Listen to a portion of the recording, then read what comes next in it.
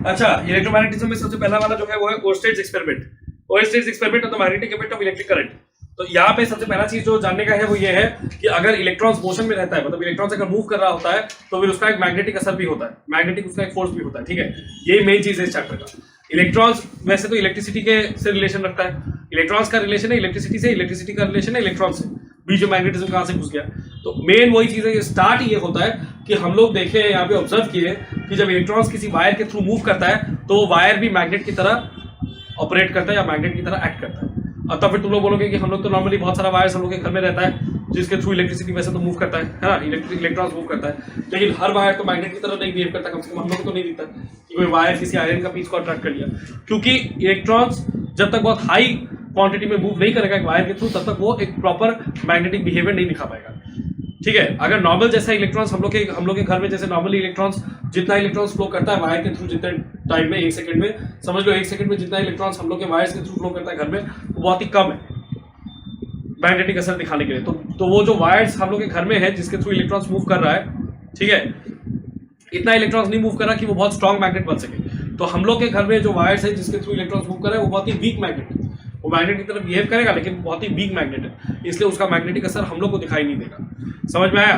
तो ये पहला एक्सपेरिमेंट जो है ओर्स्टेड्स एक्सपेरिमेंट, उससे प्रूव हुआ था कि इलेक्ट्रिसिटी और मैग्नेटिज्म के बीच में कोई रिलेशन है और जो इलेक्ट्रॉन्स है वो वायर के थ्रू जब मूव करता है तो उसका कोई मैग्नेटिक इफेक्ट होता है। एक तुम लोग को मालूम है मैग्नेटिक कॉम्पास होता है, मैग्नेटिक कॉम्पास जिसमें वो नॉर्थ साउथ एक रहता है। ठीक है, रेड कलर का जो एंड है वो हमेशा नॉर्थ को दिखाता है, और हम लोग का कॉम्पास का ऐप भी रहता है मोबाइल में, ठीक है, वो भी वही दिखाता है हम लोग को। तो वो जो मैग्नेटिक कॉम्पास होता है वो खुद एक मैग्नेट होता है। मैग्नेटिक कॉम्पास में जो वो कॉम्पास लगा हुआ है, वो जो नीडल लगा हुआ है कॉम्पास का, वो खुद एक मैग्नेट है। ठीक है, इसीलिए, और क्योंकि वो बहुत ही हल्का मैग्नेट है, ठीक है, और उसको एक ऐसे पॉइंट पे रखा गया है और वो एक नीडल है, बहुत ही हल्का है, इसीलिए कभी भी कोई दूसरा मैग्नेट अगर आसपास होगा तो वो मैग्नेट और ये मैग्नेट, मतलब नीडल और दूसरा वाला मैग्नेट आपस में इंटरैक्ट करेगा, अपने एक दूसरे के ऊपर अपना मैग्नेटिक असर डालेगा, इसीलिए नीडल के ऊपर दूसरे मैग्नेट का असर आएगा, इसलिए नीडल मूव करेगा किसी ना किसी डायरेक्शन में। समझ में आया? अब अगर कोई मैग्नेट आसपास में नहीं है तो फिर नीडल किस डायरेक्शन में रेस्ट करता है? North south direction. कोई भी मैग्नेटिक कॉम्पास का नीडल अगर ऐसे ही उसको रख देंगे तो वो हिलते डुलते फिर अपने आप को नॉर्थ साउथ डायरेक्शन में एस्टैब्लिश कर देगा, नॉर्थ साउथ डायरेक्शन में ही फिर वो रहेगा। ठीक है, जब तक कोई और मैग्नेट आसपास नहीं आ जाता। अगर यहाँ पे तुम लोग देखोगे वो ऐप वगैरह खोल के तो नॉर्थ साउथ डायरेक्शन ये है, ये डायरेक्शन नॉर्थ है, ये जो डायरेक्शन जा रहा है ना ऐसे डायगोनल, ये नॉर्थ है और ये ऐसे साउथ है। तो यहाँ पे अगर नीडल हम रखेंगे तो फिर वो अपने आप को ऐसे ही दिखाएगा, इस तरफ रेड वाला उसका एंड रहेगा, दूसरा वाला एंड इस तरफ रहेगा, नॉर्थ साउथ। ठीक है, अच्छा, अब अगर तो एक तो इसमें ये चीज है कि नीडल ऐसा बिहेव क्यों करता है। कोई अगर दूसरा मैग्नेट आसपास अगर नहीं रहे, एक पंखा बंद कर दे, पंखे से भी उसमें इंटरफेरेंस भी होगा। कोई अगर दूसरा मैग्नेट अगर आसपास नहीं रहे तो फिर नीडल इस तरह से कैसे बिहेव करता है, मतलब क्यों बिहेव करता है, क्यों अपने आप को नॉर्थ साउथ डायरेक्शन में ही रखता है? तो इसीलिए क्योंकि अगर आसपास कोई और मैग्नेट नहीं है तब फिर अर्थ खुद एक मैग्नेट की तरह है, और अगर आसपास कोई और मैग्नेट नीडल के नहीं है तो फिर वो अर्थ का ही मैग्नेटिज्म को पकड़ता है, क्योंकि अर्थ खुद एक मैग्नेट की तरह है। Earth as a whole behaves like a magnet.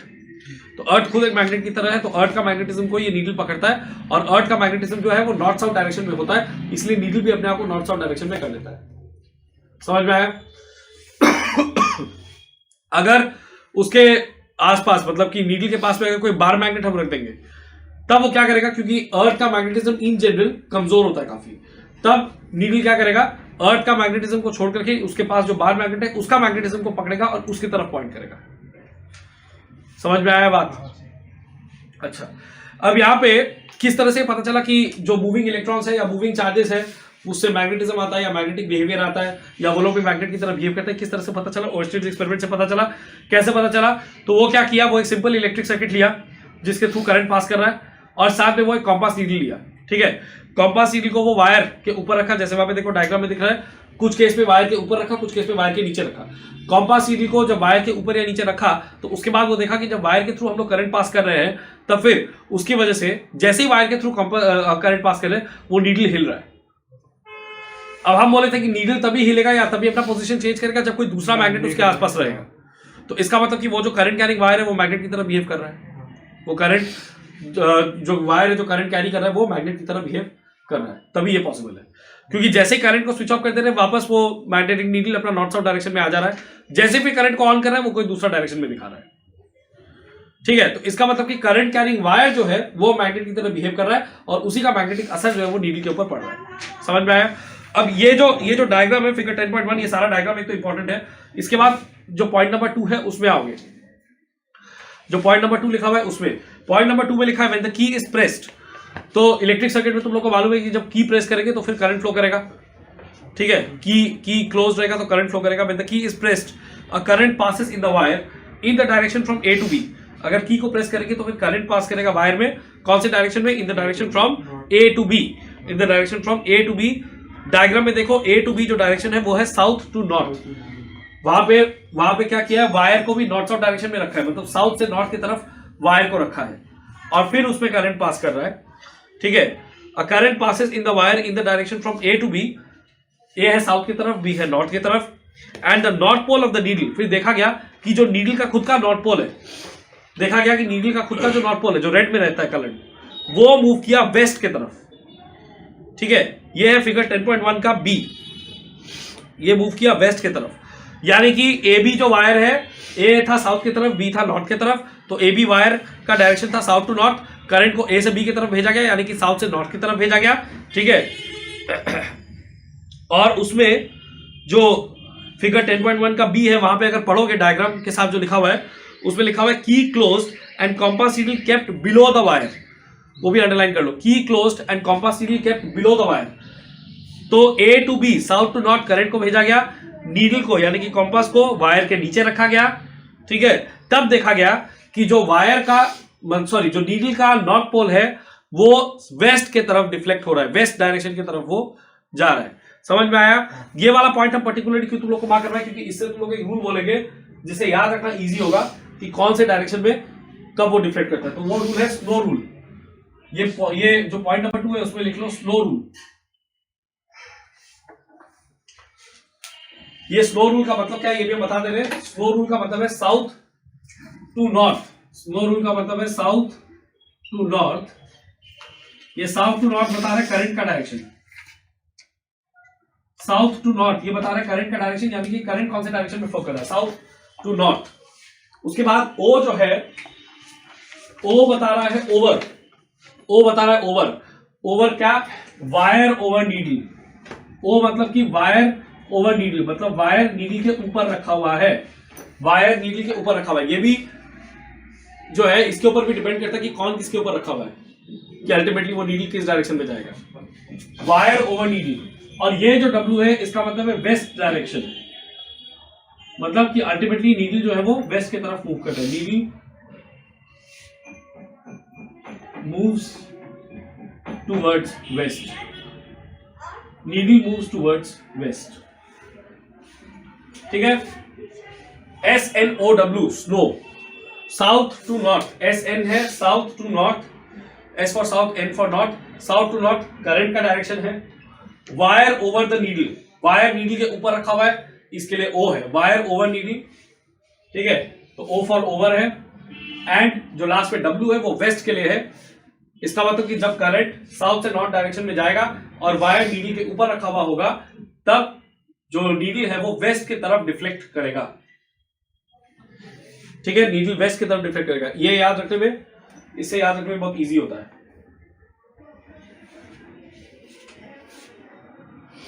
O is for over।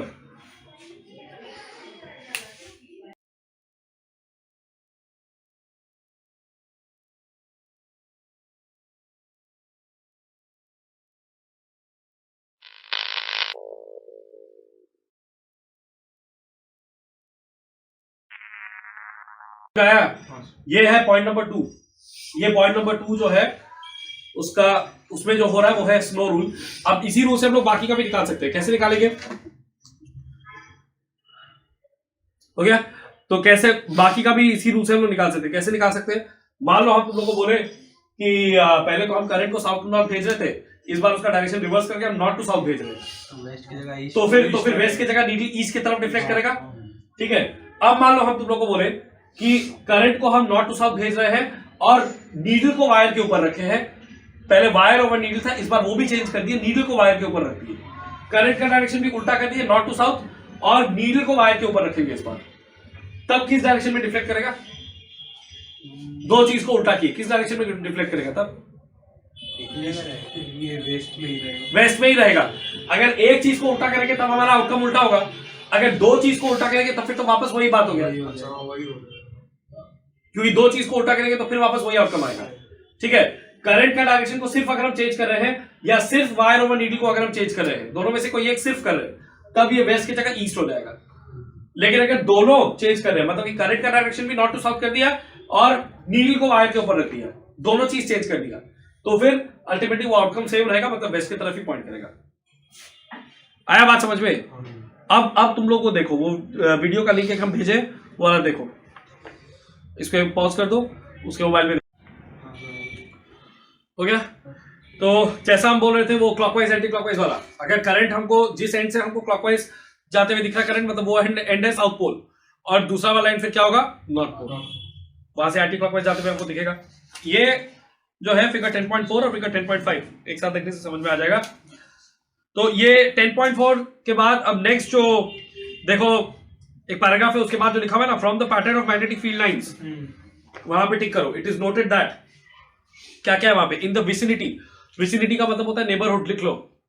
Vicinity का मतलब होता है नेबरहुड, आसपास। इन द विसिनिटी, विसिनिटी मतलब नेबरहुड, मतलब आसपास।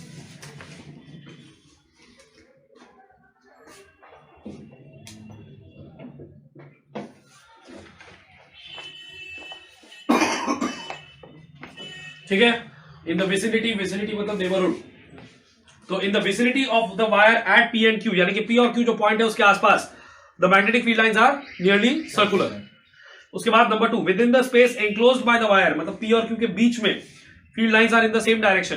पी और क्यू के बीच में सब फील्ड लाइंस एक ही डायरेक्शन में आ जा रहा है, एक सर्कल उधर से आ रहा है, एक सर्कल इधर से आ रहा है, मिल जा रहा है बीच में। 3, near the centre of the loop, near the centre of the loop दोनों फील्ड लाइंस आपस में पूरा ऐड हो जा रहा है, तो वो फील्ड लाइंस एकदम स्ट्रेट हो जा रहा है। The magnetic field lines are nearly parallel to each other, so the magnetic field may be assumed to be nearly uniform. एकदम जो सेंटर है कार्डबोर्ड का, वहां पे फील्ड लाइंस जो है वो पैरेलल लाइंस बन जा रहे हैं, स्ट्रेट लाइंस। जब भी कोई magnetic field straight lines, parallel lines के फॉर्म में रहता है, तब उसको हम लोग बोलते हैं यूनिफॉर्म मैग्नेटिक फील्ड। क्या बोलते हैं? Uniform magnetic field. तो बीच में क्योंकि वो दोनों सर्कल से जो आ रहे हैं लाइंस वो मिल जा रहे हैं और पैरेलल स्ट्रेट लाइंस बन जा रहे हैं, इसीलिए बीच में जो फील्ड है वो यूनिफॉर्म बन जा रहा है। ठीक है, near the centre of the loop the magnetic field lines are nearly parallel to each other, so the magnetic field may be assumed to be nearly uniform in a small space near the centre. उसके बाद क्या लिखा है? Number 4, at the centre the magnetic field lines are along the axis of the loop and normal to its plane.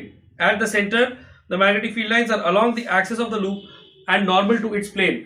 ऐसा क्यों लिखा है? यहां पे नॉर्मल का मतलब क्या है? परपेंडिकुलर। नॉर्मल का मतलब हमेशा हम बोले थे फिजिक्स मैथ्स में परपेंडिकुलर। यहां पे जो बोल रहा है, यहां पे बोल रहा है कि ये जो लूप है ये ऐसे खड़ा है और सेंटर में देखो लूप ऐसे खड़ा है और सेंटर का जो फील्ड लाइन है वो कैसे जा रहा है? ऐसा। तो परपेंडिकुलर नहीं हुआ? लूप ऐसे खड़ा है, सेंटर का फील्ड लाइन ऐसे जा रहा है। ठीक है, लूप ऐसा है तो ये है एक्सिस ऑफ द लूप, लेकिन लूप जिस प्लेन में है उससे परपेंडिकुलर है। समझ में आया? Number 5, the field lines become denser, that is magnetic field strength is increase, यानी कि छोटे स्पेस में ज्यादा फील्ड लाइंस दिखाई देगा if the strength of the current in the loop is increase, मतलब कि जो लूप में हम करंट भेज रहे हैं वो करंट का वैल्यू अगर बढ़ा दिया जाए। And number 2, the number of turns in the loop is increase. ठीक है, नंबर ऑफ टर्न्स अगर लूप का इंक्रीज कर दिया जाए। Number 6, the magnetic field lines pass through the loop in the same direction. ठीक है, magnetic field lines pass through the loop in the same direction, they appear to come out from the face of the loop on the other side. इसका मतलब क्या है? इसका मतलब कि जो दूसरा साइड है, ऐसा लग रहा है कि दूसरे साइड से वो निकल रहे हैं और इस साइड से घुस रहे हैं। ठीक है, ये चीज अच्छी तरह से समझ लो। बीच में वो लाइंस स्ट्रेट हो जा रहे हैं ना, दूसरे साइड में जा रहे हैं, ऐसा लग रहा है वहां से निकल के और इस साइड में घुस रहे हैं। जहां से निकलते हैं वो होता है नॉर्थ और जहां पे घुसते हैं वो होता है साउथ, क्योंकि फील्ड लाइंस हमेशा नॉर्थ से निकल के साउथ में घुसता है। तो उस हिसाब से भी अगर देखें तो वो साइड हो गया नॉर्थ पोल, वो पार, और इस पार क्या हुआ? South pole. और क्लॉकवाइज एंटी क्लॉकवाइज के हिसाब से भी वही देखे थे। They appear to come out from the face of the loop on the other side, so that face behaves as a north pole while the magnetic field lines appear to enter in at the front face of the loop, so it behaves as a south pole. Thus the loop acts like a, underline करो, dipole.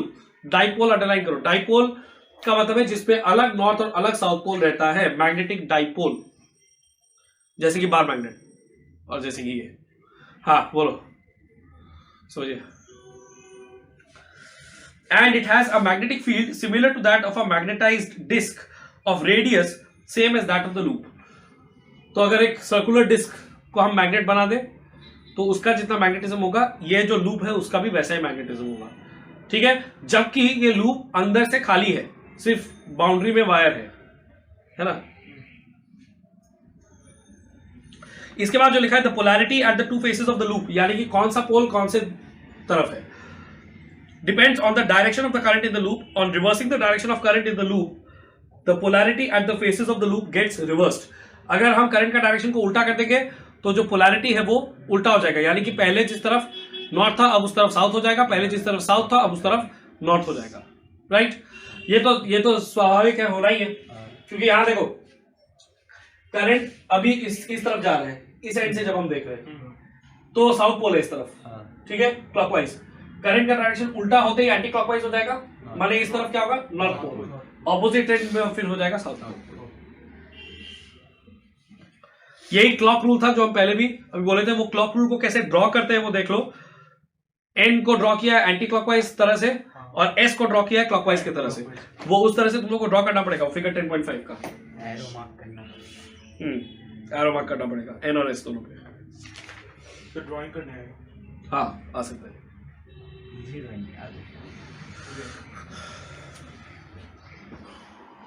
हो गया. इसके बाद लिखा है magnetic field due to a current carrying cylindrical coil or solenoid.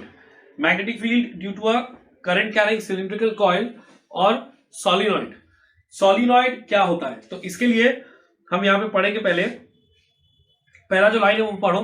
लिखा हुआ है if a conducting wire is wound. Wound का मतलब अगर वो वायर को हम बांधते हैं किसी चीज पे. If a conducting wire is wound in the form of a cylindrical coil, ठीक है, whose diameter is less in comparison to its length, the coil is called a solenoid. It looks like a helical spring. Helical spring तुम लोग को याद है DNA का shape? यही helical spring. To obtain the magnetic field lines due to a current carrying solenoid, the following experiment is performed. उससे पहले solenoid के स्ट्रक्चर पे आते हैं. प्लास्टिक का कोई भी एक वो लेते हैं, ठीक है, गोल सा कोई चीज सिलेंडर जैसा, उसके ऊपर वायर को बांध देते हैं तो वो बन जाता है सिलिंड्रिकल कॉइल. ठीक है, मतलब कि प्लास्टिक का बॉटल लिए, हाँ, इसी बॉटल में प्लास्टिक का कोई भी एक ले लेंगे ऐसे, उसके ऊपर वायर को ऐसे करके वायर को बांधेंगे, ये बन जाएगा हम लोग का सिलिंड्रिकल कॉइल. इसी को बोलते हैं सॉलिनॉइड.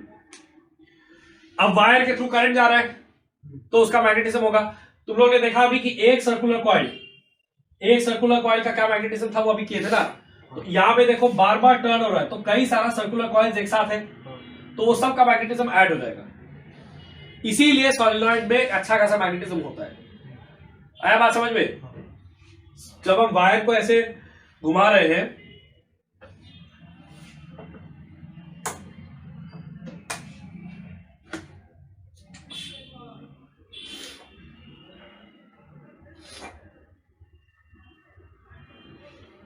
जब वायर को हम ऐसे इसके ऊपर घुमाएंगे ऐसे इस तरफ से फिर ऐसे तो ये एक सर्कुलर कॉइल हुआ.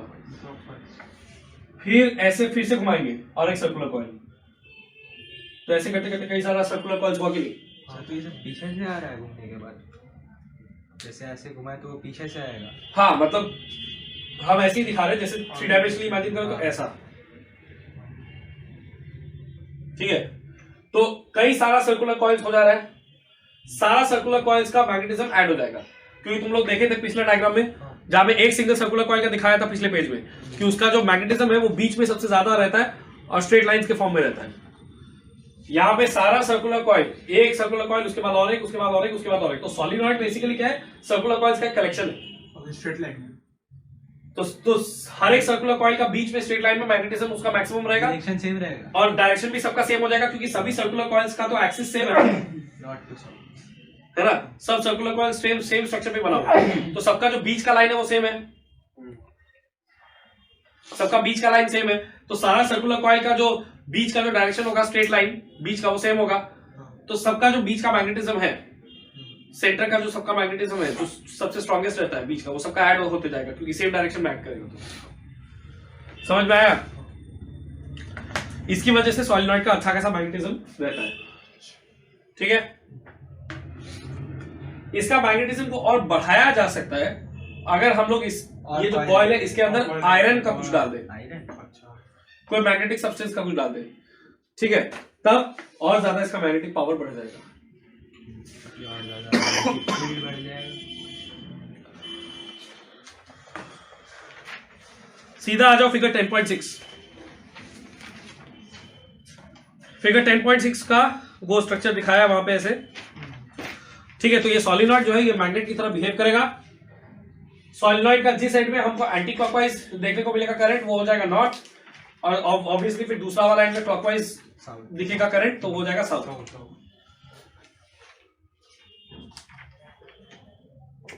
इसके बाद भी देखो एक तो पॉइंट्स का कलेक्शन है, उसमें लिखा हुआ है from the pattern of magnetic field lines it is found that,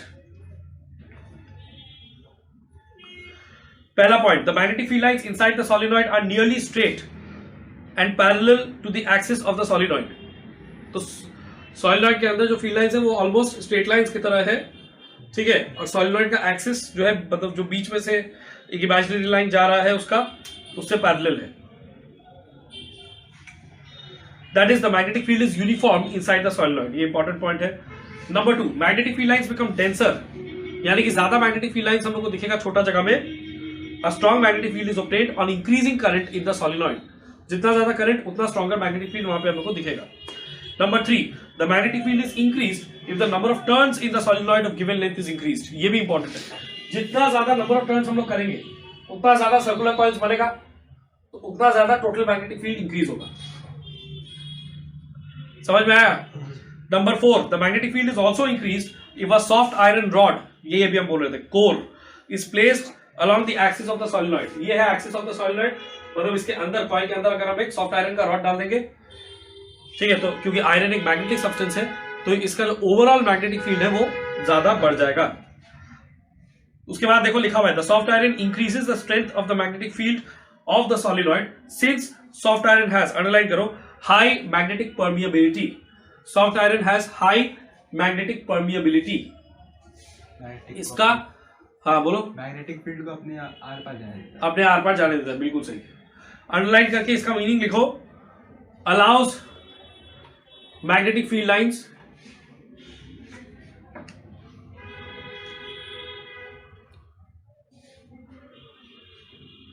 allows magnetic field lines to pass through it easily,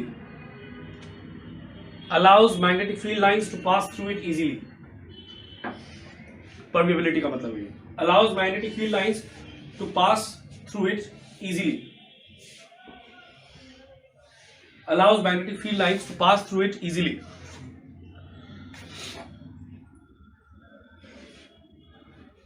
ठीक है, उसके बाद जो अगला पॉइंट है वो खाली वो बता रहा है कि एंड जो पी वाला एंड है डायग्राम में वहां पे एंटी क्लॉकवाइज जाता हुआ दिख रहा है करंट, तो नॉर्थ पोल है, और जो क्यू वाला एंड है वहां पे क्लॉकवाइज जाता हुआ दिख रहा है तो साउथ पोल है। बस अगर हम डायरेक्शन करंट का जो डायरेक्शन है उसको उल्टा कर देंगे तो ये जो पोलैरिटी है साउथ और नॉर्थ वो भी रिवर्स हो जाएगा। इसके बाद लिखा हुआ है similarities between a current carrying solenoid and a bar magnet, इसको डबल टिक करो। एक करंट कैरिंग सॉलिनॉइड जो है और बार मैग्नेट में क्या सिमिलैरिटी है, बार मैग्नेट का भी एक नॉर्थ और साउथ होता है अलग अलग, इसका भी एक नॉर्थ और साउथ है अलग अलग, ठीक है। Number 1, the magnetic field lines of a current carrying solenoid are similar to the field lines of a bar magnet, क्योंकि बार मैग्नेट में भी फील्ड लाइंस नॉर्थ से निकलता है साउथ पे घुसता है, और सॉलिनॉइड में भी हम देख रहे हैं कि जो फील्ड लाइंस है वो नॉर्थ से निकल रहा है साउथ पे घुस रहा है। Thus, a current carrying solenoid behaves just like a bar magnet. Number 2, a current carrying solenoid when suspended freely, देखो अगर हम बोले थे ना कॉम्पास को अगर फ्रीली रखोगे तो उसका नीडल क्या है, नॉर्थ साउथ डायरेक्शन में अपने आप को ये कर लेगा, ओरिएंट कर लेगा। बार मैग्नेट को अगर हम लोग फ्रीली लटका दे, कोई छोटा सा बार मैग्नेट को फ्रीली लटका दे, वो भी ऑटोमेटिकली नॉर्थ साउथ डायरेक्शन में आ जाता है। ये सॉलिनॉइड जो है इसको भी अगर फ्रीली लटका दिया जाए तो ये भी अपने आप को नॉर्थ साउथ डायरेक्शन में कर लेगा, तो वो भी एक बार मैग्नेट के साथ इसका सिमिलैरिटी है। A current carrying solenoid when suspended freely sets itself in the north-south direction exactly in the same manner as a bar magnet does. Number 3, a current carrying solenoid also acquires the attractive property of a magnet. ये भी important है. तो जैसे magnet iron का कोई भी चीज को अट्रैक्ट करता है, वैसे सोलिनॉइड भी आयरन का फाइलिंग्स या आयरन का दूसरा चीजों को अट्रैक्ट कर सकता है. If iron filings are brought near the current carrying solenoid, it attracts them. मतलब मैग्नेट का सारा प्रॉपर्टी उसमें है. ठीक है. ये जो नंबर 2 वाला प्रॉपर्टी है इसको बोलते हैं डायरेक्टिव प्रॉपर्टी. ये लिख लो. नंबर 2 वाला प्रॉपर्टी को बोलते हैं डायरेक्टिव प्रॉपर्टी और नंबर 3 वाला प्रॉपर्टी उसका तो नाम दे दिया है, अट्रैक्टिव प्रॉपर्टी, वही है. नंबर 2 वाला प्रॉपर्टी होता है directive property of a magnet और नंबर 3 वाला property attractive property of a magnet.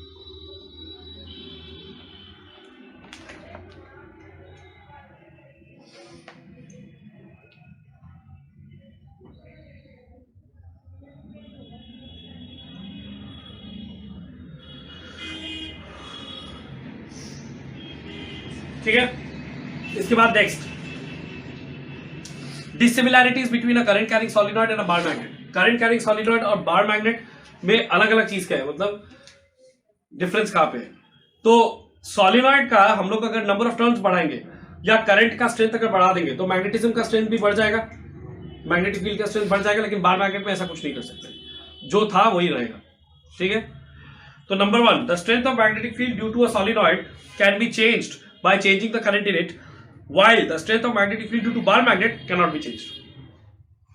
Number 2, the direction of magnetic field due to a solenoid can be reversed. Solenoid का जो magnetic field है उसका डायरेक्शन भी रिवर्स कर सकते हैं, मतलब कि नॉर्थ और साउथ पोल को भी उल्टा कर सकते हैं अगर उसका करंट का डायरेक्शन को उल्टा कर दे. लेकिन बार मैग्नेट में ऐसा नहीं हो सकता. जो नॉर्थ पोल था वही नॉर्थ पोल रहेगा, जो साउथ पोल था वो साउथ पोल ही रहेगा. रिकॉर्ड हो रहा है ना, देख लो.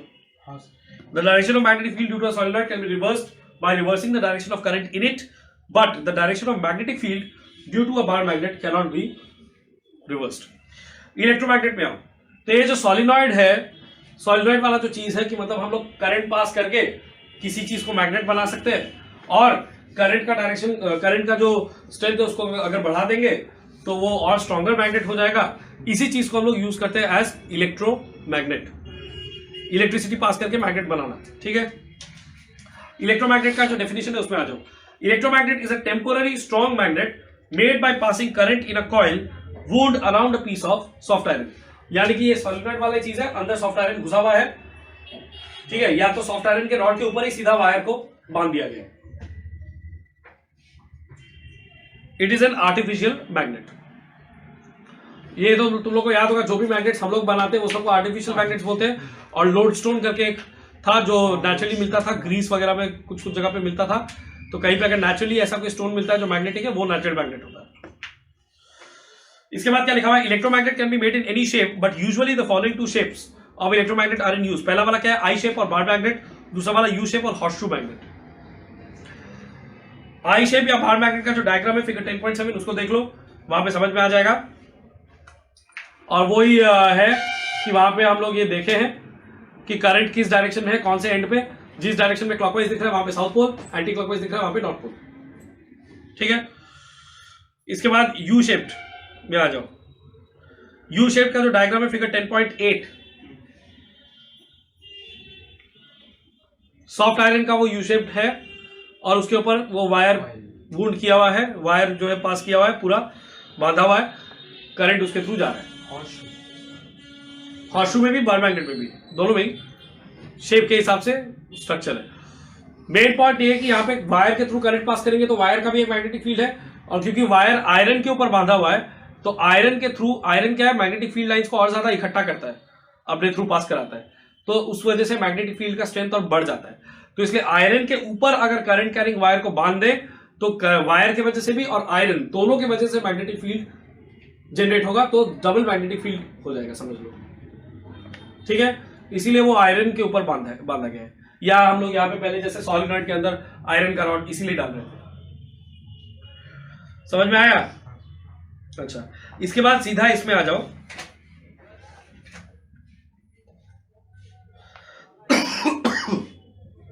ways of increasing the magnetic field of an electromagnet. ये दिख रहा है. Ways of increasing the magnetic field of an electromagnet. The magnetic field of an electromagnet can be increased वही वाला वो सॉलिनॉइड वाला ही है। नंबर ऑफ टर्न्स या तो इंक्रीज करे तो होगा, या फिर करंट का जो मैग्नीट्यूड है, करंट का वैल्यू या करंट का स्ट्रेंथ वो अगर इंक्रीज करे तो होगा। ठीक है, next permanent magnet. Permanent magnet में लिखा है it is a naturally occurring magnet since it is not strong enough and of the required shape for many purposes, so a strong permanent magnet is made like an electromagnet using the piece of steel instead of soft iron। तो लिखा है कि जो natural magnet होता है, naturally जो मिलता है वो तो कोई ना तो प्रॉपर शेप में रहता है, पत्थर का शेप में रहता है, ना तो प्रॉपर शेप में वो रहता है पहले से, ना वो ज्यादा स्ट्रांग होता है, उसका स्ट्रेंथ भी कम होता है, तो वो हम लोग के वैसे यूज नहीं आ सकता। तो इसीलिए हम लोग क्या करते हैं कि अगर हम लोग को परमानेंट मैग्नेट बनाना होता है तो हम लोग इलेक्ट्रोमैग्नेट वाला ही काम करते हैं, लेकिन बस क्या करते हैं कि जो वायर है उसको आयरन के ऊपर नहीं बांध के स्टील के ऊपर बांधते हैं। स्टील का वो हॉर्सशू या बार मैग्नेट का स्ट्रक्चर लेते हैं, ठीक है, और स्टील के ऊपर वायर बांध के वायर के थ्रू करंट पास करते हैं। तो परमानेंट मैग्नेट में होल करके उसमें रड घुसा दिए, परमानेंट मैग्नेट में होल करके उस पे rod iron rod permanent magnet के अंदर घुसा देंगे। क्या? हाँ। तुम परमानेंट मैग्नेट पहले बनाएगा कैसे? पहला परमानेंट नहीं, सॉरी, नेचुरल जो मैग्नेट मिलता है आर्टिफिशियल। देखो नेचुरल मैग्नेट का क्या है कि नेचुरल मैग्नेट हम बताते हैं इसमें। नेचुरल मैग्नेट जो है वो पहला तो इरेगुलर शेप का है और उसमें उतना स्ट्रेंथ नहीं है।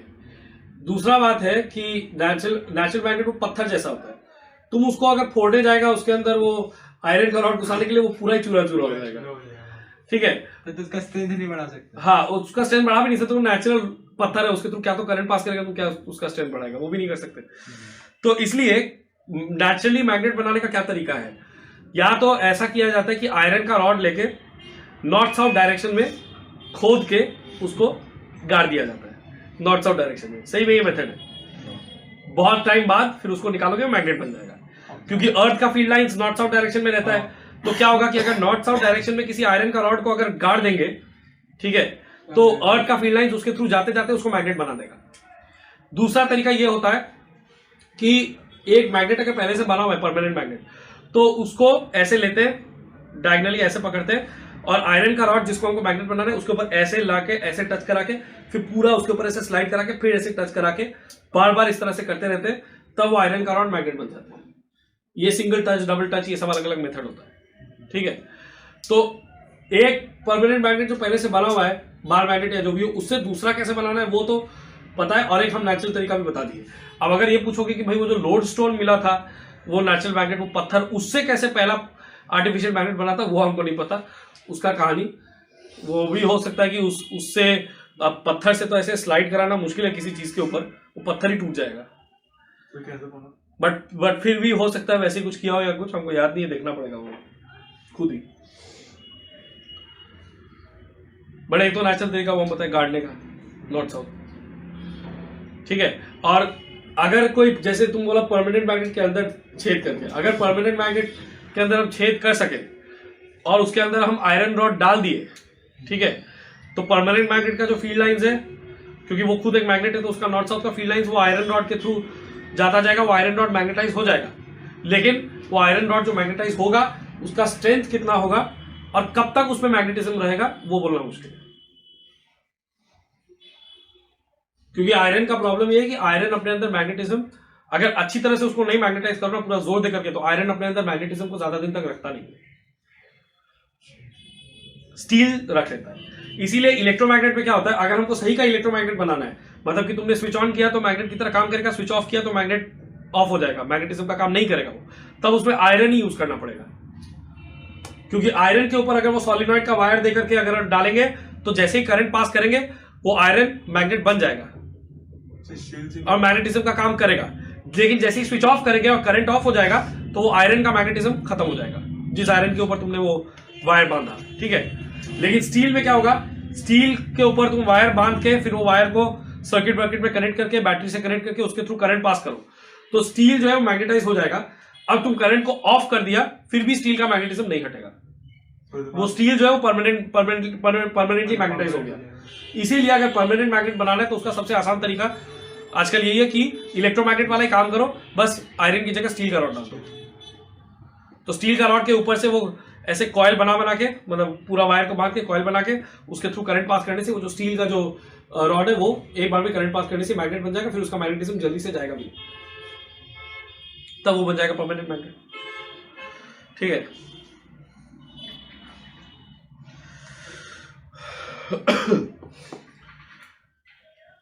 ये वाला क्यों, ये डिफरेंस क्यों इंपॉर्टेंट है, ये अभी बेल वाला जब आएगा तब उसमें बताएंगे। लिखा हुआ है permanent magnet is a naturally occurring magnet since it is not strong enough and of the required shape for many purposes, so a strong permanent magnet is made like an electromagnet using the piece of steel instead of soft iron. ये पूरा भी हम समझा रहे थे। A coil of insulated copper wire is wound around the steel piece. ये जो wire solenoid में हम डाल रहे हैं ये कॉपर वायर है, जनरली कॉपर का ही वायर होता है। कॉपर वायर, ठीक है, वो भी इंसुलेटेड भी हो सकता है। Insulated copper wire wound around the steel piece and then current is passed in the coil. The steel piece once magnetized, एक बार मैग्नेटाइज हो गया तो it will retain its magnetism, वो अपना मैग्नेटिज्म रख लेगा, छोड़ेगा नहीं। It will retain its magnetism longer since steel, underline करो, steel has more retentivity than soft iron. Steel has more retentivity than soft iron, so it becomes a permanent magnet. ठीक है, retentivity को underline करके लिखो, is able to keep its magnetism longer. Retentivity को underline करके लिखो, is able to keep its magnetism longer.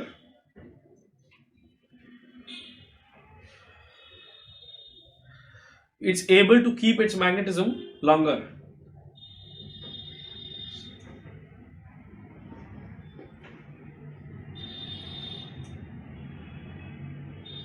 ठीक है, is able to keep its magnetism longer.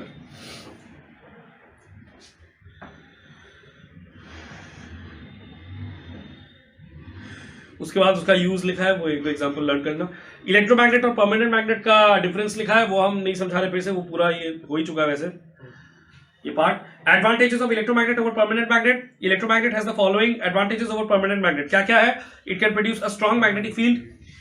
The strength of the magnetic field of an electromagnet can easily be changed by changing the current or the number of turns in the solenoid. ये हम लोग already discuss कर चुके हैं कि ये काम permanent magnet में नहीं हो सकता, लेकिन इलेक्ट्रोमैग्नेट में हो सकता है, तो इसलिए वो ज्यादा एडवांटेज का चीज होता है। और उसका पोलैरिटी भी रिवर्स कर सकते हैं अगर हम लोग करंट का डायरेक्शन को उल्टा कर दे तो। यूजेस ऑफ इलेक्ट्रोमैग्नेट जो है ये खुद से पढ़ सकते हो, इसमें हम नहीं आ रहे। एक हम एग्जांपल दे देंगे जिससे तुम लोग को समझ में आ जाएगा। इलेक्ट्रोमैग्नेट का यूज जो है, जैसे कि वो जो यार्ड वगैरह रहता है, जो शिप यार्ड वगैरह, पोर्ट्स वगैरह, वहां पे बड़ा बड़ा जो आयरन का पीस रहता है, गार्बेज, ठीक है, उसको पिक करके उसको कहीं पे ड्रॉप करने के लिए इलेक्ट्रोमैग्नेट यूज होता है। जब पिक करना है तो हम लोग करंट को ऑन कर देते हैं, तो वो जो इलेक्ट्रोमैग्नेट ऊपर रहता है वो अट्रैक्ट कर लेगा आयरन को ऐसे, और फिर हम लोग ले जाएंगे जहां पे ड्रॉप करना है, फिर वहां पे करंट को ऑफ कर देंगे, तो इलेक्ट्रोमैग्नेट का मैग्नेटिज्म खत्म हो जाएगा, तब वो आयरन का जो पीस है वो अपने आप गिर जाएगा। ठीक है, इसके बाद use of electromagnet in electric bell में हम इलेक्ट्रिक बेल का डायग्राम देखो, फिगर 10.9।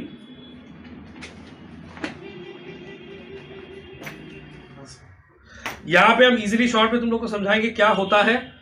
ठीक है, पूरा डिटेल जो है वो पूरा उसका पैराग्राफ वगैरह वो तुम लोग घर पे पढ़ सकते हो, और डाउट होगा तो पूछ लेना मेरे को।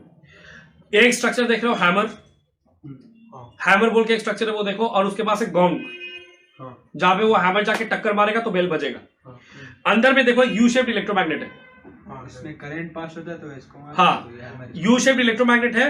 अब करंट जब पास होगा तो क्या होगा कि वो जहां पे एरो देकर के अट्रैक्शन लिखा हुआ है ना, तो वो जो ब्लैक कलर का जो रॉड है वो अट्रैक्ट हो जाएगा यू शेप्ड मैग्नेट से, तो ब्लैक कलर का रॉड से हैमर अटैच्ड है, तो वो भी गोंग में जाके टकराएगा, बेल बजेगा। बेल बजेगा। अब बेल का क्या है कि हमको तो बेल को ऑफ भी करना है, ठीक है, तो जब हम लोग स्विच ऑफ करेंगे तो यू शेप्ड इलेक्ट्रोमैग्नेट का जो मैग्नेटिज्म है वो हट जाएगा, हैमर गोंग से अलग हो जाएगा, अट्रैक्शन खत्म हो जाएगा। यही है, ठीक है।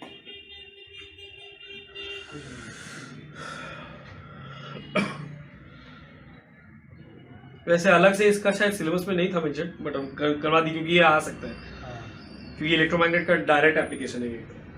यहीं पे अगर हम बोले कि यहीं पे हम यू शेप जो मैग्नेट है वो सॉफ्ट आयरन की जगह अगर स्टील ले लेते तो अट्रैक्शन खत्म नहीं होता, भले ही तुम करंट को ऑफ कर दो, वो ब्लैक वाला जो रॉड है वो यू शेप मैग्नेट के साथ चिपका हुआ रहता, तो हैमर गोंग के साथ टकराते ही रहता, तो बेल बजता ही रहता। कोई क्लास में बैठता नहीं, सब सोचते हैं छुट्टी हो गया। सही है ना? इसको रोकने के लिए तोड़ना पड़ता, काज गलती से स्टील का काम हो जाता और वहां पे लग जाता, अच्छा लगता। क्या मजा आता है। इसके बाद जो नोट लास्ट में लिखा है ना उसमें आओ, वो इंपॉर्टेंट है। अब देखो करंट दो तरीके का होता है, एक होता है डायरेक्ट करंट और एक होता है ऑल्टरनेटिंग करंट। डायरेक्ट करंट का मतलब होता है जो नॉर्मली हम लोग को पेंसिल बैटरी वगैरह या जो फिक्स्ड वोल्टेज का बैटरी होता है, जैसे वो 12 वोल्ट का बैटरी हम बोल रहे थे, 9 वोल्ट का या 3 वोल्ट, 1.5 वोल्ट, 6 वोल्ट, 9 वोल्ट, जितना भी ये सब बैटरी होता है, ये सब जो करंट सप्लाई करता है इसको बोलते हैं डायरेक्ट करंट। डायरेक्ट करंट का मतलब है कि करंट का डायरेक्शन भी सेम रहेगा हमेशा, करंट का डायरेक्शन हमेशा सेम होगा और उसका वैल्यू भी नहीं बदलेगा। डायरेक्शन भी सेम होगा, वैल्यू भी कभी बदलेगा नहीं, ठीक है। इसका जो दूसरा ऑल्टरनेटिव है वो है ऑल्टरनेटिंग करंट। ऑल्टरनेटिंग करंट क्या होता है, एक बार ऐसे गया, फिर ऐसे, फिर ऐसे, फिर ऐसे, फिर ऐसे, फिर ऐसे, ठीक है। 1 सेकंड के अंदर 50 बार अपना डायरेक्शन चेंज करता है। 1 सेकंड में 50 टाइम्स, सिर्फ 1 सेकंड में। 1 सेकंड में कितना टाइम्स? 50 टाइम्स।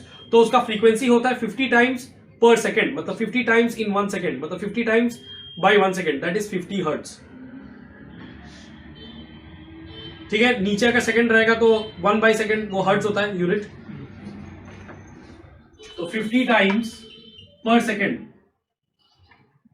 मतलब 50 और नीचे रहेगा 1 सेकंड, तो 50 सेकंड टू द पावर -1 यानी कि 50 हर्ट्ज।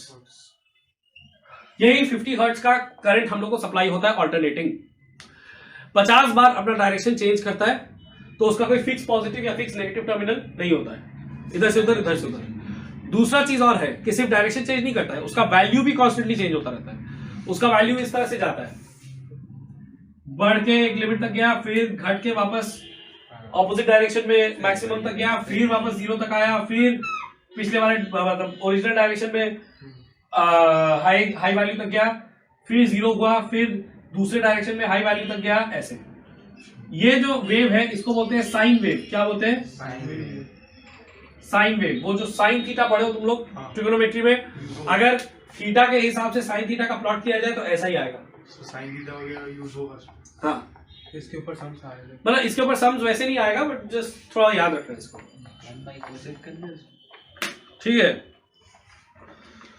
तो ये होता है ऑल्टरनेटिंग करंट। वैल्यू भी बदलता रहेगा, डायरेक्शन भी बदलता रहेगा कॉन्स्टेंटली। हम लोग को जो सप्लाई होता है ये 220 वोल्ट का करंट, ये ऑल्टरनेटिंग करंट होता है, डायरेक्ट करंट नहीं होता है, ठीक है। लेकिन बहुत सारे अप्लायंसेस जो होते हैं उसमें डायरेक्ट करंट काम आता है। तो उसके लिए क्या होता है कि वो अप्लायंस के अंदर ऐसा सर्किट रहता है कि वो एसी को डीसी में कन्वर्ट कर दे, मतलब ऑल्टरनेटिंग को डायरेक्ट में कन्वर्ट कर दे। जैसे रिमोट वगैरह, रिमोट वगैरह हुआ, मोटर हो गया फैन का, ठीक है। नोट में आओ, नोट में लिखा हुआ है, रिकॉर्ड हो रहा है ना ये, कॉन्स्टेंटली देख लेना। If N AC source is used in the place of battery, यानी कि डीसी जो हमारा नॉर्मल बैटरी है उसके जगह ऑल्टरनेटिंग करंट का सोर्स अगर हम यूज करेंगे, ऑल्टरनेटिंग करंट देंगे, तो क्या होगा? The core of the electromagnet will get magnetised. Electromagnet magnetise होगा, लेकिन क्योंकि एसी का डायरेक्शन बार बार चेंज होता है तो मैग्नेट का जो पोलैरिटी है नॉर्थ साउथ वो भी बार बार चेंज होगा। तो क्या इसमें बेल नहीं बजेगा? बजेगा, क्योंकि उसका पोलैरिटी बार बार चेंज हो रहा है, लेकिन वो जो रॉड है वो तो अनमैग्नेटाइज्ड है, वो फिर भी उससे अट्रैक्ट होगा। कोई आयरन का जो कोई चीज होता है वो किसी मैग्नेट से अट्रैक्ट होगा, चाहे मैग्नेट का साउथ पोल सामने हो या नॉर्थ पोल सामने हो। तो कोई अनमैग्नेटाइज्ड चीज जो अभी तक मैग्नेट नहीं बना है वो मैग्नेट के किसी भी पोल से अट्रैक्ट हो सकता है। तो इसलिए वो जो आयरन, वो जो हैमर से अटैच जो ब्लैक रॉड है वो यू शेप जो इलेक्ट्रोमैग्नेट है उससे अट्रैक्ट होगा, चाहे यू शेप इलेक्ट्रोमैग्नेट का नॉर्थ पोल इधर साउथ पोल उधर हो, चाहे साउथ पोल इधर नॉर्थ पोल उधर हो। समझ में आया? तो इसीलिए वहां पे लिखा हुआ है if an AC source is used in the place of battery, the core of electromagnet will get magnetized, but the polarity at its ends will change. Since attraction of the armature, वो जो काला वाला जो वो था armature, काला वाला rod, देख लेना वो बेल का जो डायग्राम है उसमें आर्मेचर का लेबलिंग देख लो। तो वो जो आर्मेचर है, since the attraction of the armature does not depend on the polarity of the electromagnet, armature attract होगा इलेक्ट्रोमैग्नेट से, वो इलेक्ट्रोमैग्नेट का नॉर्थ और साउथ किधर है उसके ऊपर डिपेंड नहीं करता। So the bell will still ring on pressing the switch के। समझ में आया? एक बार पॉज करके ये पार्ट में देख लो, कोई डाउट नहीं। हो गया। अच्छा, अब ये force on a current carrying conductor in a magnetic field, ये क्या है? ये वाला वो चीज है कि अगर कोई करंट कैरिंग वायर है और पहले से कोई मैग्नेट रखा हुआ है, स्ट्रॉन्ग मैग्नेट, नॉर्थ और साउथ पोल, मतलब एक मैग्नेट का नॉर्थ है, सपोज कोई दूसरा मैग्नेट का साउथ उसको यहाँ पे ऐसे फेस कर रहा है, ठीक है, ये मैग्नेटिक फील्ड है, एक मैग्नेट का नॉर्थ, दूसरे मैग्नेट का साउथ, तो उन लोग के बीच में अच्छा खासा मैग्नेटिक लाइंस ऑफ फोर्स रहेगा, अच्छा खासा मैग्नेटिक फोर्स रहेगा। उसमें अगर हमें करंट कैरिंग वायर को ले जाके वहां पे रखते हैं तो वो अपने आप से एक फोर्स एक्सपीरियंस करेगा, अपने आप से उसके ऊपर एक फोर्स पड़ेगा, ठीक है।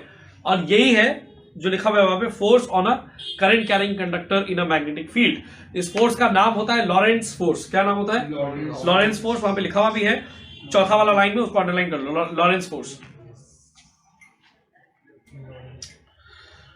इसका एक्सपेरिमेंट में सीधा जो डायग्राम, तो मतलब महारथी दिया है यहाँ पे डायग्राम, खैर जो भी है, इसका लिखा हुआ है ना वहां पे डायग्राम के बाद, experimentally it is observe that, वो number 1, when no current flows in the wire,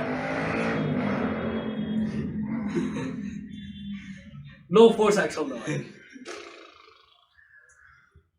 सबको रेस्पेक्ट देना पड़ता है। बाइक चलाता है, गाड़ी चलाता अरे बाइक तो दूर का बात है, यहाँ एक बिल्डिंग से दूसरा बिल्डिंग, यहाँ मेरे ही बिल्डिंग के आसपास वो सीमेंट का पूरा वो, जैसे वो नहीं होता है मोटर वाला गाड़ी पूरा एकदम जो आवाज करता है भयंकर, है। वो इधर से उधर मेरे ही बिल्डिंग के आसपास जाता है, अब एक दूर जाता है सीमेंट का बोरा बोरा सब लेके। फिर इधर ही ऑपोजिट जो बिल्डिंग है वो अंडर कंस्ट्रक्शन, पूरा एकदम बढ़िया, वहां भी आवाज होता है। रात में तो इतना लॉरी आता है पूरा, पत्थर तो भी रात में आवाज कम रहती है, खाली लॉरी का ही रहता है। रात में आवाज नहीं आता है, रात में कंपन आता है। एक लॉरी आता है, कंपन देके जाता है यहाँ पे। रात में रास्ते इतना भारी भारी लॉरी सब जाता है। इतना छोटा सा रास्ता है, उसमें आदमी भी चल रहा है, ऑटो भी चल रहा है, रिक्शा भी चल रहा है, बस चल रहा है, सब यही तो महानता है।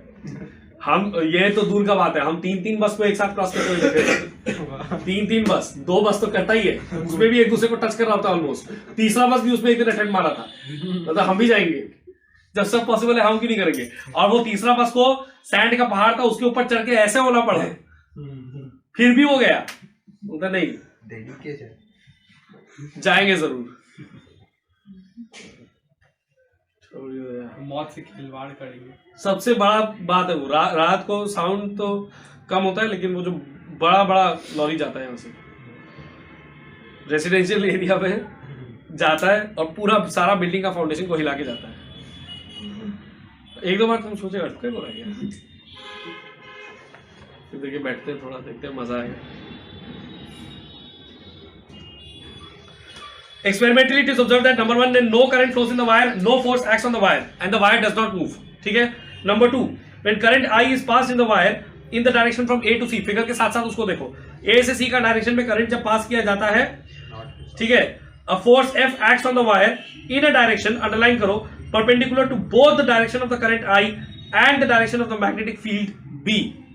मैग्नेटिक फील्ड का सिंबल होता है कैपिटल B और उसका डायरेक्शन होता है फ्रॉम नॉर्थ टू साउथ। इसका हम एग्जांपल देते हैं कि किस तरह से यहां पे बोला है।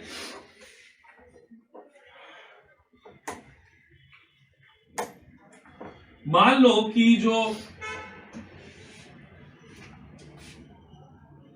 करंट है वो इस डायरेक्शन में, सपोज एक्स एक्सिस की तरफ, ठीक है, और जो मैग्नेटिक फील्ड है वो वाई एक्सिस पे है, इस डायरेक्शन में, यानी कि नॉर्थ पोल रखा हुआ इधर, साउथ पोल रखा हुआ इधर, तो इस डायरेक्शन में मैग्नेटिक लाइन ऑफ फोर्स है, तो ये है मैग्नेटिक फील्ड का डायरेक्शन, और सपोज करंट इस डायरेक्शन में जा रहा है। तब इस सिचुएशन में अगर हम करंट कैरिंग रॉड का देखें कि किस तरफ उसके ऊपर फोर्स पड़ रहा है, तो फोर्स पड़ेगा इस तरफ, जिस तरह के मार्कर तुम लोग की तरफ पॉइंट कर रहा है, इसको बोलते हैं जेड एक्सिस, ठीक है। तो ये जो फोर्स पड़ेगा ये दोनों से परपेंडिकुलर होगा, करंट से भी और मैग्नेटिक फील्ड से भी। आया बात समझ में? या तो ये ऐसे बाहर की तरफ आएगा या अंदर की तरफ ऐसे जाएगा।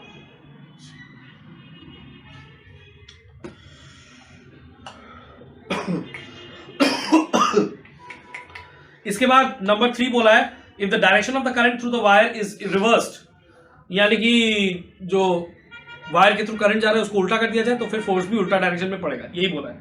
और नंबर 4 वाला पॉइंट में ये बोला कि मैग्नेटिक फील्ड को अगर रिवर्स किया जाए तो भी जो फोर्स है वो उल्टा डायरेक्शन में पड़ेगा। अब अगर हम तुम लोग को पूछे दोनों को अगर रिवर्स कर दिया जाए तो वही डायरेक्शन, तब उसी डायरेक्शन, यही है। अब मैग्नीट्यूड ऑफ फोर्स में आ जाओ, ये ज्यादा इंपॉर्टेंट पार्ट है यहाँ पे इक्वेशन का। वो है पहला point, F is directly proportional to current I, F directly proportional to I। दूसरा point, F directly proportional to magnetic field B, F proportional to B। तीसरा point, F is directly proportional to the length of the wire, L से भी directly proportional है। तो F proportional to I, F proportional to B और F proportional to L, ये तीनों का combination होगा F प्रोपोर्शनल टू IBL। और प्रोपोर्शनल को इक्वल टू करने के लिए राइट हैंड साइड में कांस्टेंट से मल्टीप्लाई कर देंगे, वो कांस्टेंट है सपोज K, तो F is equal to K IBL हो जाएगा, ठीक है। और फिर कुछ ना कुछ जोड़ तोड़ यहाँ पे लगा के K का वैल्यू को 1 कर दिया जाता है। कुछ यूनिट का खेल ऐसा खेला जाएगा, क्योंकि K अच्छा नहीं लग रहा देखने में, तो K का वैल्यू को K को हमको हटाना है, तो ऐसा यूनिट्स पकड़ा जाएगा फोर्स वगैरह का और सबका, मतलब कि यूनिट्स का मतलब सॉरी मैग्नेटिक फील्ड जो B है उसका ऐसा यूनिट पकड़ा जाएगा जिससे कि K का वैल्यू 1 हो सके। तो K का वैल्यू को 1 करके फिर इक्वेशन बन जाएगा सुंदर एकदम, F is equal to IBL। 1 कहाँ से आ गया? एक्चुअली बात वही है जो हम तुमको बोले कि यहाँ पे जो नया क्वांटिटी है वो B है मैग्नेटिक फील्ड, बाकी सबका यूनिट तो तय है। F का यूनिट ऐसा यूनिट चेंज नहीं कर सकते न्यूटन, लेंथ का ऐसा यूनिट मीटर चेंज नहीं कर सकते, करंट का ऐसा यूनिट एम्पियर चेंज नहीं कर सकते। तो किसका यूनिट हम चेंज कर सकते हैं, मतलब किसका यूनिट हम खुद से अब डिफाइन कर सकते हैं, B। तो B का यूनिट को इस तरह से डिफाइन करेंगे कि K को हम 1 ले सके, ठीक है। तो दोनों तरफ का बात रह जाएगा, समझ लो। अब यहाँ पे यूनिट ऑफ मैग्नेटिक फील्ड में आओ, तो ये जो F is equal to IBL वाला इक्वेशन है, इससे हम मैग्नेटिक फील्ड का यूनिट को डिफाइन कर रहे हैं। तो F is equal to IBL, तो B इज इक्वल टू क्या हो जाएगा, F by I into L, यही होगा। F is equal to IBL, तो B is equal to F by I into L। F का यूनिट है न्यूटन, करंट का यूनिट एम्पियर और लेंथ का यूनिट मीटर, यानी कि इसको हम बोल सकते हैं newton per ampere metre, newton per ampere metre, या फिर newton ampere to the power -1 metre to the power -1, क्योंकि एम्पियर और मीटर दोनों नीचे था तो ऊपर लाने के लिए पावर को -1 करना पड़ेगा, ठीक है। वहां पे देखो इसी यूनिट को हम लोग दूसरा 2 नाम दे सकते हैं। It is also named as Tesla. ये जो यूनिट है इसको नाम दे सकते हैं टेस्ला, ठीक है। इलॉन मस्क का जो टेस्ला गाड़ी है वो नहीं, तो वही सोच तो रहे उसी थे। से वही याद सोच रखा। रहे थे, वही सोचोगे तुम। निकोला टेस्ला बोल के एक साइंटिस्ट हुआ करता था पहले, जो इलेक्ट्रोमैग्नेटिज्म का काफी कुछ डिस्कवर किया, उसके नाम पे है। हाँ, ये नहीं कि फ्यूचर में जाके इलॉन मस्क टेस्ला गाड़ी लॉन्च करेगा तो हम पहले से मैग्नेटिक फील्ड को टेस्ला यूनिट दे देते हैं। तो इससे याद रखिए। हाँ, याद रख सकते हो उससे। और इसका और एक नाम है weber per metre square, weber per metre square, WEBER, weber, weber per metre square, ठीक है। वहां पे लिखा हुआ है टेस्ला और वेबर पर मीटर स्क्वायर, ये दोनों नाम याद रखना पड़ेगा। इसके बाद आओ फ्लेमिंग्स लेफ्ट हैंड रूल। कुछ तो गड़बड़ है यार। हाँ, वो उसको उससे से याद रखा जा सकता है, कुछ तो गड़बड़ है यार। अगर लेफ्ट हैंड से बोलेगा तो left hand rule, right hand से बोलेगा तो राइट हैंड। मैग्नेटिक फील्ड में गड़बड़ है। फ्लेमिंग्स लेफ्ट हैंड रूल का जो वहां पे लिखा हुआ है जो स्टेटमेंट, वो स्टेटमेंट हम पढ़ते हैं।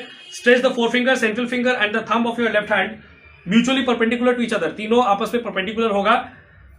If the forefinger indicates the direction of magnetic field, underline करो, फोरफिंगर क्या क्या इंडिकेट करेगा, मैग्नेटिक फील्ड।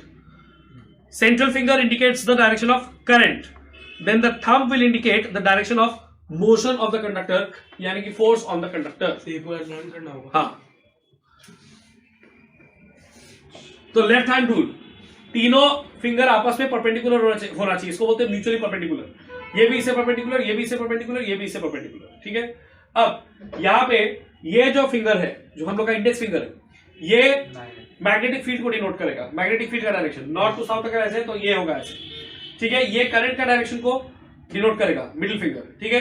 तो थंब उस सिचुएशन में थंब पॉइंट करेगा फोर्स की तरफ। तो जब हम लोग को ये दिया हुआ है कि करंट और मैग्नेटिक फील्ड एक पर्टिकुलर डायरेक्शन में है, उसको फिंगर्स को उसी हिसाब से लेके फिर हम लोग देखेंगे कि थंब किस डायरेक्शन में पॉइंट कर रहा है, ठीक है। थंब किस डायरेक्शन में पॉइंट कर रहा है और वही डायरेक्शन होगा फोर्स का डायरेक्शन। तो थंब को ऐसे कर देंगे तो क्या होगा?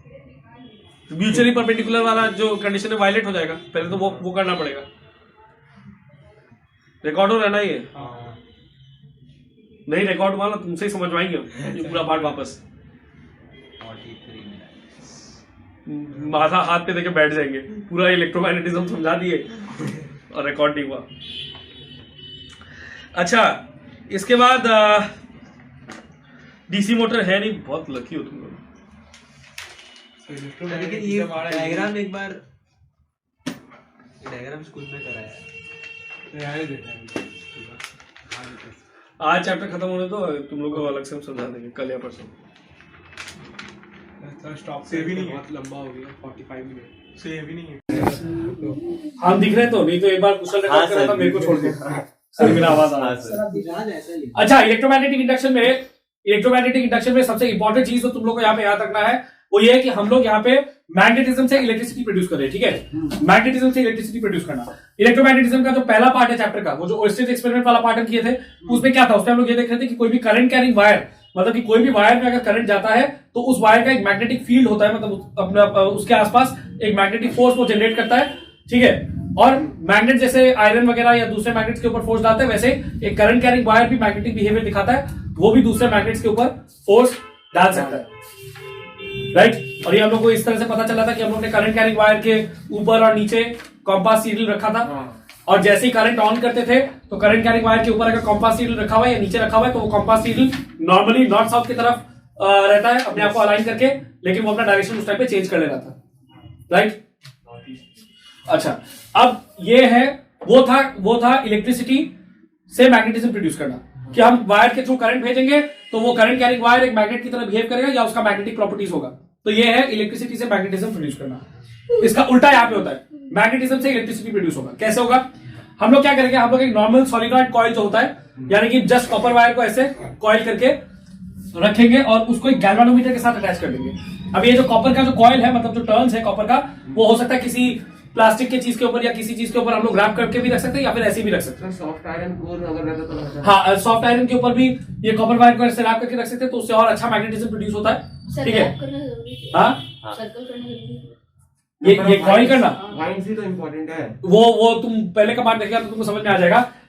एक कॉइल का अच्छा खासा मैग्नेटिज्म होता है, तो यहाँ पे इसलिए लोग क्या करते हैं, वायर को ऐसे कई सारा कॉइल्स में करते हैं, तो सारा कॉइल्स का जो मैग्नेटिज्म है वो ऐड हो जाता है, तो एक अच्छा खासा मैग्नेटिज्म उससे प्रोड्यूस होता है। लेंथ भी हो जाता है। ठीक है, तो कॉपर कॉइल मतलब कॉपर वायर को इस तरह से कॉइल्स में करके हम लोग रखेंगे किसी नॉन कंडक्टिंग मटेरियल जैसे प्लास्टिक के ऊपर या थिक जो चौड़ा पेपर होता है, चार्ट पेपर टाइप का थिक पेपर के ऊपर भी उसको रोल करके रख सकते हैं, और उसको हम लोग एक गैल्वानोमीटर के साथ यहाँ पे अटैच करके रखेंगे। ठीक है, गैल्वानोमीटर के साथ कनेक्टेड रहेंगे। अब मैग्नेट को हम लोग एक लेके आएंगे, एक बार मैग्नेट को अब लेकर के आएंगे, और बार मैग्नेट को लेकर के आके उसके बाद हम लोग अप्रोच करेंगे ये जो कॉइल है, कॉइल विद गैल्वानोमीटर अटैच, इसको हम लोग अप्रोच करेंगे विद बार मैग्नेट। तो देखेंगे कि जैसे जैसे बार मैग्नेट यहाँ पे पास में आ रहा है, वैसे देखेंगे यहाँ पे गैल्वानोमीटर का जो पॉइंटर होता है वो पहले ऐसे ही रहता है बीच में। ठीक है, वो ऐसे ही रहता है बीच में। और गैल्वानोमीटर का काम क्या है? गैल्वानोमीटर एक वो डिवाइस है जो एक वीक करंट, बहुत ही कमजोर करंट या बहुत ही कम वैल्यू, ठीक है, स्मॉल मैग्नीट्यूड वाला करंट को भी डिटेक्ट कर सकता है। तो गैल्वानोमीटर का काम है कि अगर बहुत ही छोटा सा करंट भी अगर सर्किट में होगा तो उसका पॉइंटर इस तरफ या इस तरफ डिफ्लेक्ट कर जाएगा और उससे हम लोग को पता चलेगा कि छोटा सा करंट सर्किट में है। समझ में आएगा? इसलिए यहाँ पे गैल्वानोमीटर के साथ अटैच्ड है। एक चीज यहाँ पे नोट करना, कोई और यहाँ पे करंट सोर्स नहीं है, कोई बैटरी यहाँ पे कुछ और नहीं है, कॉइल के साथ सिर्फ गैल्वानोमीटर अटैच्ड है। अर्थ का मैग्नेटिक इफेक्ट इस पे नहीं पड़ेगा क्या? बहुत वीक है, बहुत वीक है ना। और अर्थ का मैग्नेट तो यूनिफॉर्म मैग्नेटिक फील्ड है, नॉन यूनिफॉर्म होता तब होता। ठीक है, अच्छा, अब यहाँ पे ये अच्छा क्वेश्चन है, अब ये बात पूछेंगे, डाल देंगे पेपर में। क्या क्वेश्चन है?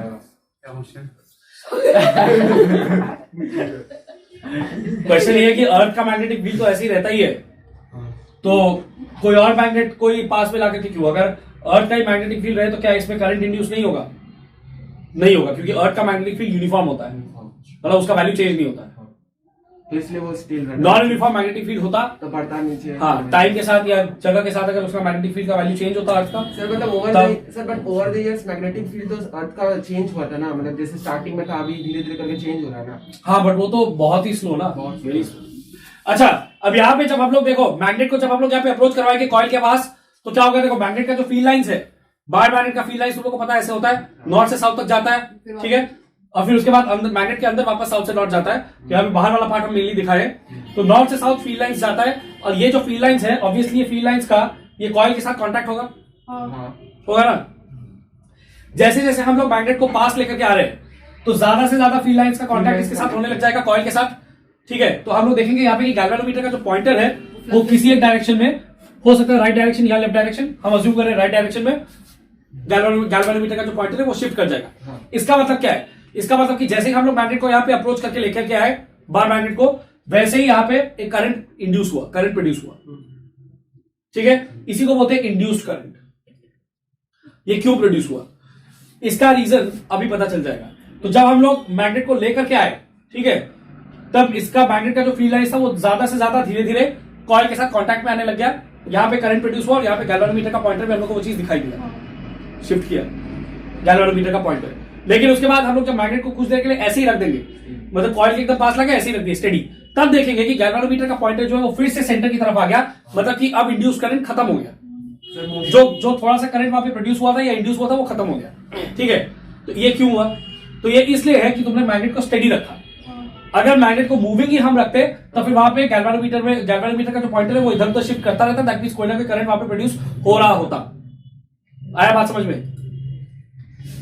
तो इसका मतलब क्या है? इसका मतलब ये कि हम जब तक मैग्नेट को मूव कर रहे हैं with respect to the coil, coil के हिसाब से जब तक मैग्नेट मूव हो रहा है तब तक उसका जो फील्ड लाइंस है, जितना फील्ड लाइंस कॉइल के साथ कांटेक्ट में आ रहा है वो भी बार बार चेंज हो रहा है, तब तक यहाँ पे करंट इंड्यूस होगा। जैसे ही मैग्नेट को हम स्टेडी रख देंगे तो जितना फील्ड लाइंस उसका कांटेक्ट में है वो वैसे का वैसे ही फिक्स रह जाएगा, तो अब वहां पे करंट इंड्यूस होना बंद हो जाएगा। मतलब कि सर इसको ये इंड्यूस होने के लिए करंट को आपको अनयूनिफॉर्म चाहिए होगा। हाँ, यूनिफॉर्म होने से चेंजिंग फील्ड लाइंस। इसको देखो, जितना मैग्नेटिक फील्ड लाइंस इस मैग्नेट का जितना फील्ड लाइंस कॉइल के साथ कांटेक्ट में आएगा उसको हम लोग बोलते हैं मैग्नेटिक फ्लक्स। तो चेंजिंग मैग्नेटिक फ्लक्स, तभी sir d magnetic d phi है। सर, एक डाउट है। Changing magnetic flux. ठीक है, अब पहले मेरा पूरा बात सुनो, उसके बाद डाउट क्लियर करेंगे। तो इसका मतलब यहाँ पे हम लोग ये देख रहे हैं कि मैग्नेट को जब तक हम मूविंग रखेंगे with respect to the coil तब तक आराम से यहाँ पे करंट इंड्यूस होगा। जैसे ही मूव करते करते हमने मैग्नेट को स्टेडी किया, वापस जो इंड्यूस करंट है वो जीरो हो जाएगा। राइट? अच्छा, अब जब मैग्नेट को हम लेकर के आ रहे थे तब मान लो कि गैल्वेनोमीटर का जो पॉइंटर है वो राइट हैंड साइड की तरफ शिफ्ट किया था। मैग्नेट को अगर वापस लेकर के जाएंगे तब किधर शिफ्ट करेगा? लेफ्ट। तब उल्टा, यानी कि लेफ्ट हैंड साइड में। तो इसका मतलब कि यहाँ पे अब करंट इंड्यूस होगा ऑपोजिट डायरेक्शन। ठीक है, ये चीज जब लेकर के जा रहे हैं तब भी अगर थोड़ा सा लेकर के जाकर फिर स्टडी कर दिए तो वापस वो लेफ्ट हैंड साइड में जाने के बाद फिर वापस सेंटर में आ जाएगा, यानी इंड्यूस करंट फिर से जीरो हो जाएगा।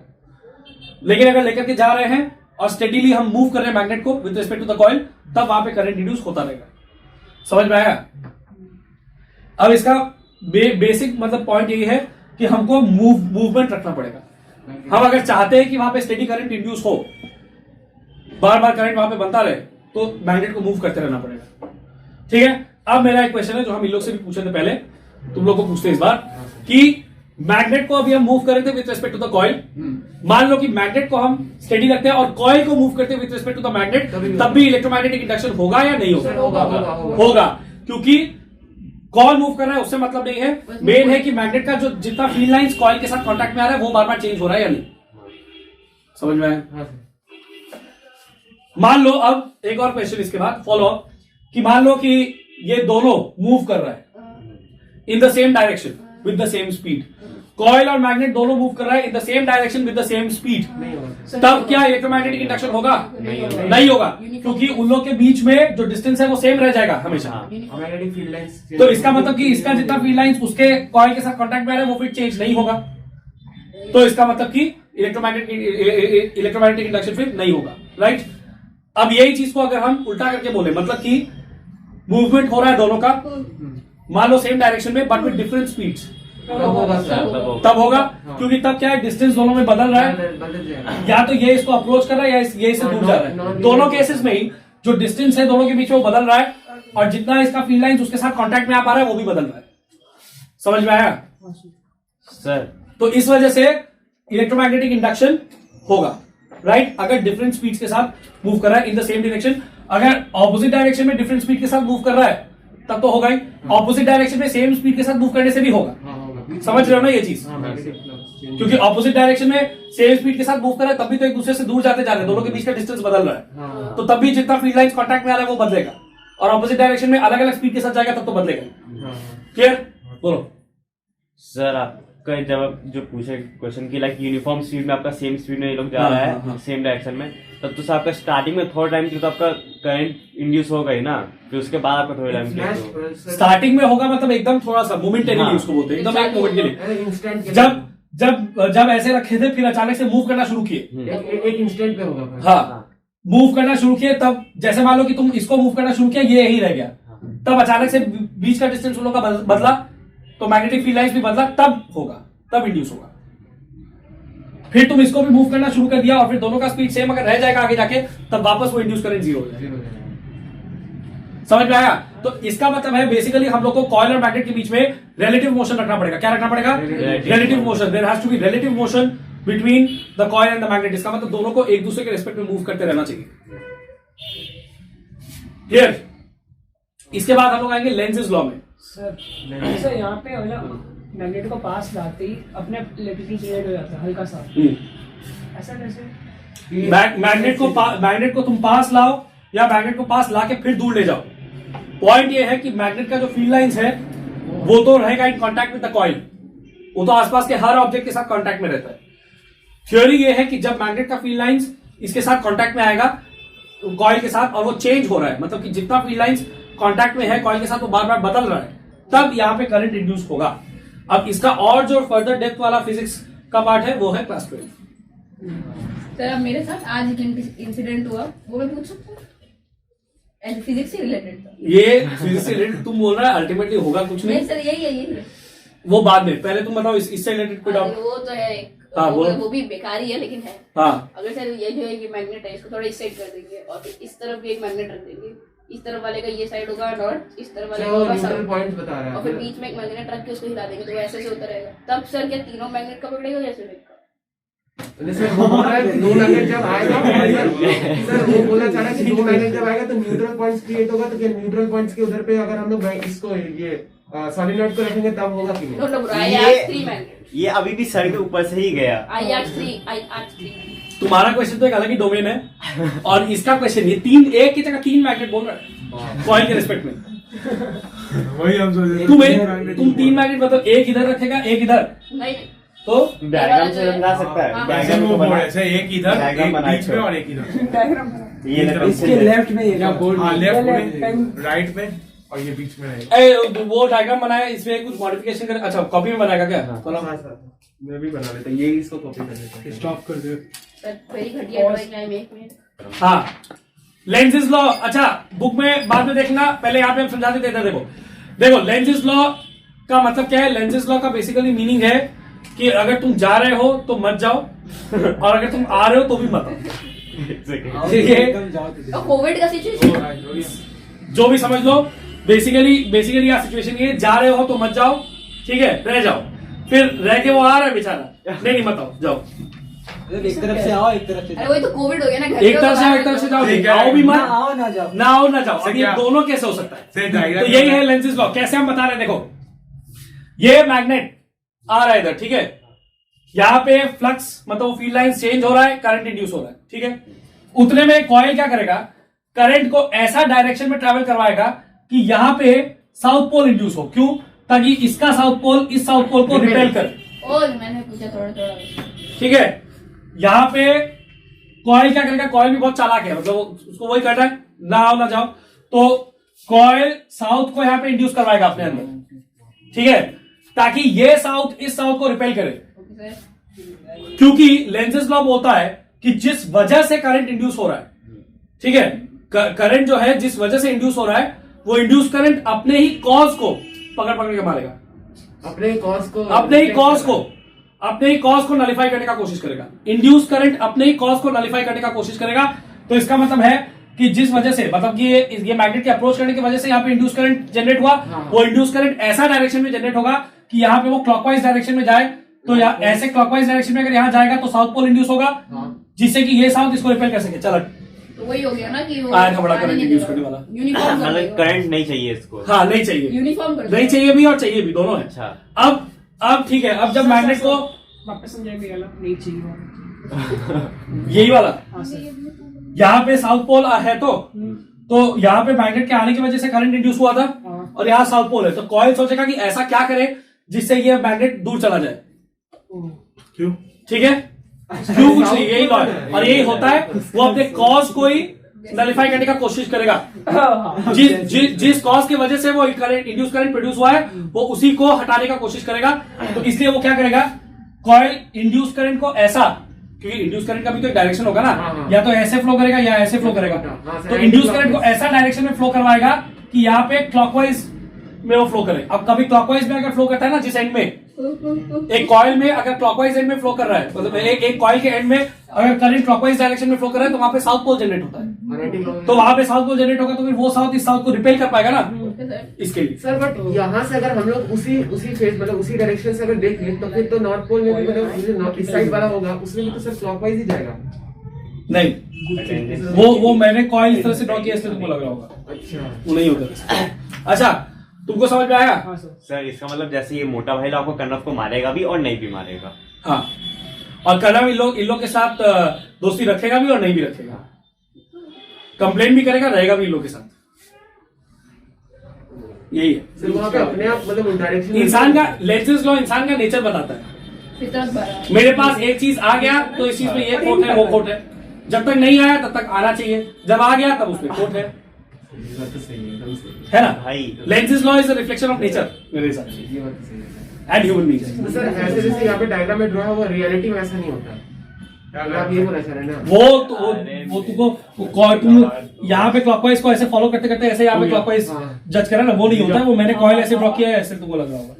अच्छा, कॉइल का प्रॉपर्ली अगर तुम टर्म्स को देखेगा तो फिर इधर से अगर क्लॉकवाइज है तो उधर से एंटी क्लॉकवाइज होगा, वो हम बोल रहे हैं। ठीक है, अब मेरा बात सुनो। अब मान लो, चलो ठीक है, हमने डिसाइड किया कि मैग्नेट को इधर ले जाएंगे वापस, कोई बात नहीं। तब वो बोलेगा प्लीज मत जाओ, तब वो क्या करेगा, करंट का डायरेक्शन को उल्टा कर देगा ताकि यहाँ पे एंटी क्लॉकवाइज डायरेक्शन में फ्लो करे इस एंड में करंट, ताकि यहाँ नॉर्थ पोल इंड्यूस हो जाए और वो नॉर्थ इस साउथ को अट्रैक्ट करे। सर तो ये लॉ बताता क्या है?